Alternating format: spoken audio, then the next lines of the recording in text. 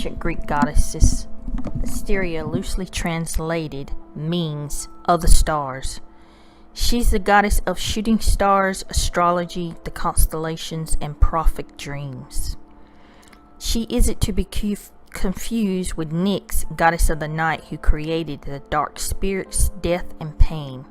Asteria should be of special interest to witches. She is the mother of Hecate, goddess of magic and witchcraft. To some, Asteria is considered a great mother figure to the craft. In ancient art, Asteria was usually shown as a dark-haired woman wearing a crown of stars. Sometimes zodiac signs would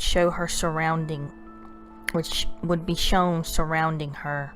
In myth, it is believed Asteria escaped the romantic advances of Zeus by shape-shifting into a quail.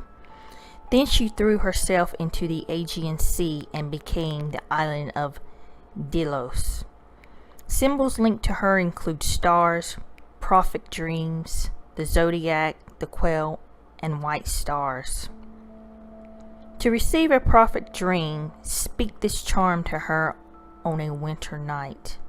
Asteria, goddess of the shooting stars, spinner of dreams, bring me a prophetic dream so my future may be seen.